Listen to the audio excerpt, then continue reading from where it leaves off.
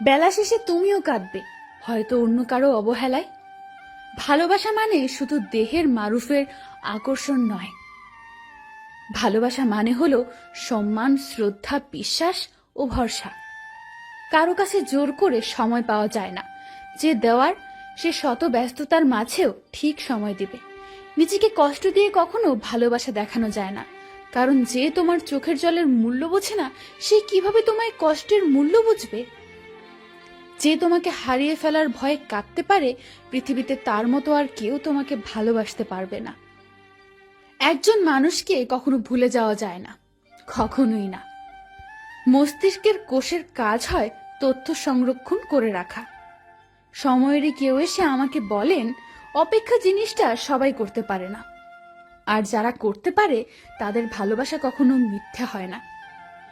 কাউকে দূর থেকে ভালোবাসাই সব থেকে পবিত্র ভালোবাসা, যেখানে ভুল স্বীকার করতে জানে। সেই সবচেয়ে বেশি ভালোবাসা পাওয়ার যোগ্য, যার ভালোবাসাটা কত আজব, তাই না? যাকে কোনোদিন চিনতাম না, জানতাম না, আজ তার জন্যই কষ্ট পাই। এক সময় দেখা যায় তুমি যার জন্য অপেক্ষায় থাকো, সে তোমার দিকে খেয়াল করে না। এটা কখনো ভাবা উচিত নয়। একবার ভালো করে তার প্রবলেমগুলো খুঁটিয়ে দেখো, সে হয়তো তোমার অপেক্ষায় থাকে, যা তুমি অনুভব করতে পারো না। সে তোমার মতো একা থাকতে পছন্দ করে না, কিন্তু খারাপ পরিস্থিতির মুখোমুখি হওয়ার কারণে তোমার থেকে বাধ্য হয়ে দূরে থাকে। তাই ভুল বুঝে তাকে একা থাকতে দাও। যখন তার মন ভালো হবে বা স্থিতি হবে, সে এমনিই তোমার কাছে ছুটে আসবে, ভালোবাসার মায়ার টানে কিংবা তার পরিস্থিতির কারণগুলো বলতে। বিশ্বাস রাখবেন। তার প্রতি যাকে আপনি অনেক অনেক ভালোবাসেন। হয়তো আমি তোমার যোগ্য ছিলাম না, তবে আমার ভালোবাসাটা মিথ্যে ছিল না। আমার কষ্টটা যদি সত্যিই বুঝতে, তাহলে এভাবে আমাকে কষ্ট দিতে না। কেউ কোনো কারণ ছাড়া তার প্রিয়জনের কাছ থেকে দূরে থাকে না। পারিবারিক সমস্যার কারণও তো হতে পারে সে তোমার থেকে দূরে রয়েছে। অনেক অনেক সমস্যা থাকে, তারও থাকতে পারে। কষ্ট পেতে জন্ম আমার, সুখ পেতে নয়। তাই তো সবাই আমার সঙ্গে করে অভিনয়। হঠাৎ একদিন হারিয়ে যাব, কেউ পাবে না খোঁজ। বেঁচে আছি বলে সবাই কষ্ট দেয় রোজ। কাঁদতে কাঁদতে ঘুমিয়ে যাব, ঘুমাতে ঘুমাতে মরে যাব। মরে গেলে দুঃখগুলো মুক্তি পাবে, আর একজন অনেক শান্তি পাবে।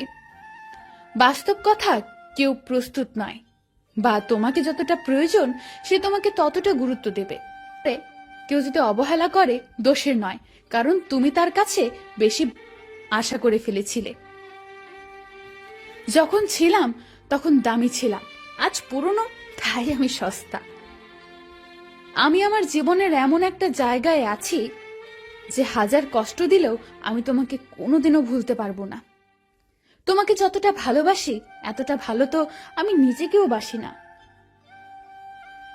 মাফ করে দিও যদি তোমার মনে কোনো কষ্ট দিয়ে থাকি। কে জানে, কাল হয়তো বেঁচে নাও থাকতে পারি। বিশ্বাসে জেলে অমল আগুনে পোড়ালাম সব উদ্ধার দাও। হে শিশির সাদা শেফালি সকাল, চৈত্রের শূন্য ক্ষেতের মতো একা পোড়া চাঁদ, ভুলের তিমিরে ছিল নিগমন তুমি। তুমি কিছু শুভ জ্যোৎস্না শস্যে পূর্ণতা দাও। হে শিশির সাদা ফুলের মানুষ উদ্ধার দাও। ভুল হয়েছিল রক্তের পায়ে রাখা সে আরতি পদতল, তাকে মারিয়ে গিয়েছে। আকাঙ্ক্ষা তাকে দিয়েছে রুক্ষ করুণ খলন। নিবিড় আমার গোপনে দরজা বুনে হাওয়া তারে দিয়ে গেছে, খুলে উদাস ছিলাম। ভুল হয়েছিল, ওখানেই কিছু ভুল হয়েছিল। একটা ধর্ষিতা মেয়েরও বিয়ে হয়, যে ফেসবুকে ইন্টারনেটে ভাইরাল হয় তারও বিয়ে হয়, আর যে নিজ ইচ্ছায় বয়ফ্রেন্ডের কাছে ধর্ষণ হয় তারও বিয়ে হয়। যার বিষাক্ত অতীত আছে তারও বিয়ে হয়। অতীতে খারাপ কিছু আছে বলে যে মেয়েটার রিলেশনের যোগ্য না বা তার বিয়ে হবে না, এমন কি কোনো কথা আছে? এমন মনোভাব চেঞ্জ করো। যে সত্যিকারের ভালোবাসে সে অতীত জেনেও সব মেনে নেয়। অজুহাত দেখিয়ে তো তারাই ছেড়ে চলে যায় যে ভালোবাসার নামে প্রতারণা করে। ছেড়ে যাওয়ার হলে এমনিতেই জানা, এত অজুহাত দেখানোর কি আছে? একজন ডাক্তারের তেমনই হওয়া উচিত যাতে করে একজন রোগী তার সাথে কথা বলেই মনে করে তার অসুখ অর্ধেকের মতো ভালো হয়ে গেছে। একজন শিক্ষকের তেমনই হওয়া উচিত যাতে করে তার কথা শুনে স্টুডেন্টসদের পড়া অর্ধেক হয়ে যায়। একজন সন্ত্রাসীরও তেমন হওয়া উচিত যাতে করে তার চোখে দিকে তাকাতেই কলিজা শুকিয়ে যায়। তেমনি ভাবে একজন মানুষেরও তেমনই হওয়া উচিত যাতে করে তার সাথে অন্যরা কথা বলে তাদের চরিত্র ঠিক হয়ে যায়। আমার বাবা আমাকে প্রায় একটা কথা বলতেন যে জীবনে যেটাই হও না কেন বা যে কাজটাই করতে চাও না কেন, সব সময় চেষ্টা করবে, লক্ষ্য রাখবে সেটার সর্বোত্তম স্থান দখল করতে। ডাক্তার হলে সেরা ডাক্তারই হও, শিক্ষক হলে সেরা শিক্ষক, মানুষ হলেও মানুষের মতোই মানুষ হও, তেমনি ভাবে খারাপ হলেও সেরাটাই হও। তবুও মধ্যবর্তী অবস্থানে থেকো না। মধ্যবর্তী এমন একটা স্থান যে স্থানে মানুষদের কেউ সাধারণত মনে রাখে না। ক্লাসের একজন শিক্ষকও সবচেয়ে ভালো ও সবচেয়ে খারাপ স্টুডেন্টসদের মনে রাখে। উচ্চবিত্ত ও ক্ষমতাশালী লোকদের মানুষ মনে রাখে ক্ষতি ও টাকার কারণে, আর নিম্নবিত্ত লোকদের মনে রাখে অসহায় ও দারিদ্রতার কারণে। মধ্যবিত্তরা শুধু দর্শক হয়ে বসে থাকে।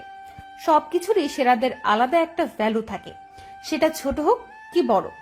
বিশ্বে যারা বড় বড় বিখ্যাত তারা প্রত্যেকেই কোনো না কোনো দিক থেকে সেরা, কিন্তু কারো কাজ এক নয়। বিরাট কোহলি বিশ্বসেরা ব্যাটসম্যান আর সাকিব বিশ্বসেরা অলরাউন্ডার। 2 দিনের পদবী ক্রিকেট হলেও পজিশন কিন্তু এক নয়। অথচ কেউ কারোর চেয়ে কম সম্মানের অধিকারী নয়। জীবনে যেটাই হব যেন সেরাটা হতে পারি এমন প্রতিজ্ঞা করে যদি কোনো কাজে নেমে পড়ি, তাহলে সেই কাজ করার আগ্রহ আর আত্মবিশ্বাস আরো শতগুণে বেড়ে যায়। পেলে পাওয়ার মতোই পাবো, হলে হওয়ার মতোই হব, ছাড়লে ছাড়ার মতোই ছেড়ে দেব, ধরলে ধরার মতোই ধরবো। এমনটাই যে হয় এসপার না হয় ওসপার, হলে হিরো না হলে বিগ জিরো। কেউ তোমাকে খোঁচা মেরে কথা বলে যদি শান্তি পায় তাহলে তাকে বলতে দাও, কারণ কিছু মানসিক অসুস্থ রোগী আছে যারা কাউকে ছোট না করতে পারলে শান্তি পায় না। তাই কেউ তোমাকে ছোট করে তোমার মাধ্যমে মনের শান্তি মিটিয়ে নিচ্ছে, এটাই বা তোমার জন্য কম কিসের? তুমি তার শান্তির উৎস। সবসময় তো নিজের দিকটা ভাবলে চলে না, অন্যের কথাও একটু ভাবতে হয়। আশেপাশে অসুস্থ মানসিক রোগীর কথাও ভাবতে হয়। তাদের খোঁচা মেরে কথাগুলোর জবাব দিতে হয় না। অসুস্থদের সাথে তর্কে গিয়ে নিজেকে মানসিক চাপ দিতে নেই, কারণ যে তোমাকে খোঁচাবে সে তোমার ভালো মন্দ সবকিছুতেই খোঁচা দিবে। ভালো থাকতে হলে ইগনোর করাটা শিখতে হয়, তর্কে না গিয়ে চুপ থাকতে হয়। কটু কথা এক কান দিয়ে শুনে আরেক কান দিয়ে বের করে দিতে হয়। মনে রেখো, সবাইকে খুশি করার দায়িত্ব নিয়ে তুমি পৃথিবীতে আসো নাই। সবার আগে মানসিক শান্তি দরকার, যেটা তোমাকে সাফল্যের দিকে নিয়ে যেতে সহায়তা করবে। কেউ যখন তোমাকে খোঁচা মেরে কথা বলে তখন তুমি ধরে নাও তোমার মধ্যে এমন একটা গুণ আছে যেটা তার মধ্যে নাই। মূলত জেলাস থেকে মানুষ একে অন্যকে দেখতে পারে না, আর একটা সময় এই জেলাসই তাদের ময়লা আবর্জনা বানিয়ে দেয়। সব জায়গায় সবার মাঝে নিজের জাত পরিচয় দিয়ে অন্যের নামে কটু কথা বলে গন্ধ ছড়ায়। সমালোচনা সব সময় নেগেটিভ হিসেবে ধরতে হয় না, মাঝে মাঝে সমালোচনা পজিটিভ অর্থ বহন করে। কোথাও তোমার সমালোচনা হচ্ছে মানে অন্য কোথাও তোমার আলোচনাও হচ্ছে। যার সমালোচনা নাই তার আলোচনাও নাই। মনে রাখো, আলোচনা ও সমালোচনাবিহীন মানুষ জড় পদার্থের সমান। নারী জাতির প্রধান বৈশিষ্ট্যই হচ্ছে মায়া। এরা মায়াবতীর জাত। এরা কোনো সম্পর্কে জড়ালে তা ধরে রাখার জন্য আপ্রাণ চেষ্টা করে যায়। ছেলেরা এমন না, ছেলেরা সম্পর্ক গড়তে বেশি পছন্দ করে, কিন্তু সেটা ধরে রাখার জন্য ছেলেরা খুব বেশি সিরিয়াস থাকে না। মেয়েরা নিজের যে কোনো কিছুই আঁকড়ে রাখতে চায়। একটা ভাঙা আয়না থেকে শুরু করে ভাঙা চুড়িও তারা যত্ন করে রেখে দেয়। এরা ফেলে দেওয়া জিনিসও ফেলে দেয় না মায়ার টানে। অপরদিকে ছেলেরা আবার ভিন্ন রকম। এদের কোনো কিছুই ফেলে দেওয়ার মতো থাকে না। পুরনো হলেই এদের মায়াও কমে যায়, তাই এর জন্য মায়াবতীর কোনো পুরুষবাচক শব্দ নাই। মেয়েরা খুব অল্পতেই রাগ অভিমান করে, এটাও মেয়েদের একটা বৈশিষ্ট্য। মেয়েদের রাগ খুব সহজেই প্রকাশ পায় এবং বোঝাও যায়। অপরদিকে ছেলেরা রাগ করলে সেটা সহজে বুঝতে দেয় না এবং প্রকাশও করে না, কিন্তু ছেলেদের যে রাগটা প্রকাশ পায় সেটা খুবই ভয়াবহ। মেয়েদের রাগ অল্পতেই শেষ হলেও ছেলেদের রাগ সহজে শেষ হয় না। মজার বিষয় হচ্ছে, ছেলেদের রাগ শক্তিশালী হলেও যখন তাদের রাগ শেষ হয়ে যায় তখন তারা সাথে সাথে সেই রাগের কারণও ভুলে যায়। কিন্তু মেয়েদের রাগ অল্পতে শেষ হলেও তারা সহজে রাগের কারণ ভুলে না, সযত্নে মনে রাখে যতই রাগ শেষ হোক না কেন। যে পুরুষ নারীর অভিমান ভাঙাতে পারে না সেই পুরুষই নারীর কাছে তত দামি হয়। যে নারী পুরুষের মনে মায়া জন্মাতে পারে সেই নারী পুরুষের নিকট তত বেশি মায়াবতী হয়, কিন্তু জগতে এদের পাওয়া বড্ড কঠিন। রাগে মানুষদের কন্ট্রোল করার একটা টেকনিক আছে। কেউ যখন আপনার উপর প্রচন্ড রেগে কথা বলতে থাকবে, ঠিক তখনই আপনি তার উপর রাগ না দেখিয়ে মুচকি হাসি দিয়ে কথা বলতে থাকুন। আপনি যখন হেসে হেসে কথা বলতে থাকবেন, তখন সেও বুঝে যাবে আপনার উপর রাগ দেখিয়ে তার কোনো লাভ হবে না। রাগের সাথে রাগ মিলিয়ে যেটা হয় সেটা হলো ঝগড়া, আর রাগের সাথে হাসি মিলিয়ে যেটা হয় সেটা হলো মজা। রাগারাগি করে আজ পর্যন্ত কেউ কোনো কিছুর সমাধান করতে পারেনি এবং ভবিষ্যতেও পারবে না। রাগ কখনো কোনো কিছু সমাধান করতে পারে না, কিন্তু আপনার দেওয়া হাসিটা অনেক কিছুই সমাধান করে দিবে। সাধারণত মানুষ তখনই রেগে যায় যখন সে নিজে বুঝতে পারে সে হেরে যাচ্ছে, কিংবা অধিক টেনশন, ব্যর্থতা ও পরাজয় এসব রাগের কারণ হতে পারে। তবে রাগ খারাপ হলেও রাগে মানুষগুলো খারাপ হয় না। আবার রাগে মানুষগুলো যে ভালো হয় সেটাও তারা প্রকাশ করতে পারে না। রাগে মানুষদের উপর রাগ দেখিয়ে তাদের ভালো আশা করা বোকামি, বরং এতে আরো খারাপটা ডেকে আনে। রাগে মানুষদের ভালোটা পেতে হলে তাদের সাথে বেশি বেশি করে মেলামেশা করুন, রাগ কম দেখাতে চেষ্টা করুন, পারলে সব সময় হাসি খুশি ভাবে কথা বলতে থাকুন। তাহলে দেখবেন রাগে মানুষগুলো কতটা ভালো হতে পারে তা আপনার কল্পনার বাইরে। আপনার উপর কেউ রেগে থাকলে আপনি তার উপর দ্বিগুণ হাসি উপহার দিন। আপনি বুঝতেও পারবেন না আপনি তার সাথে রাগারাগি করে তাকে যতটা কন্ট্রোলে আনতে পারবেন, তার চেয়ে আপনার সামান্য একটা হাসি অনেক কার্যকর।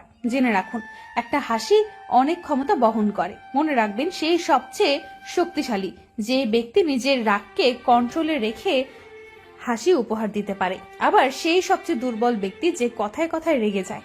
আর যারা কথায় কথায় রেগে যায় তখন তাদের রাগটাকে কেউ দমাতে পারে না। মাঝে মাঝে এমন হয় যে লোকে কি বলবে এটা ভেবে নিজেকে গুটিয়ে রাখি। কেউ একটা বাজে গালি দিলে তার চেয়েও বাজে গালি মুখে চলে আসে, কিন্তু দেয়া হয় না এই ভেবে যে আমাকে অভদ্র হওয়া যাবে না। এই ভদ্রতাই অনেক সময় আমাদের নিচু করে রাখে। আসলে সব সময় ভদ্রতা দেখানো উচিত না, অন্তত নিজের জন্য হলেও মাঝে মাঝে অভদ্র হতে হয়। কারণ খুব কম মানুষই আছে যারা ভদ্রতাকে সম্মান করতে জানে। বেশিরভাগ মানুষই ভদ্রতাকে মনে করে দুর্বলতা হিসাবে। ভদ্র হওয়া ভালো, ভদ্রতাও স্রষ্টার দেওয়া একটা মহৎ গুণ। কারণ সবাই চাইলেও ভদ্র হতে পারে না, কিন্তু কেউ যখন তোমার ভদ্রতাকে পুঁজি করে বারবার তোমাকে ছোট করে যাবে কিংবা সবার সামনে অপমান করে যাবে, তখন তোমার ভদ্র হয়ে থাকাটা নিতান্তই বোকামি।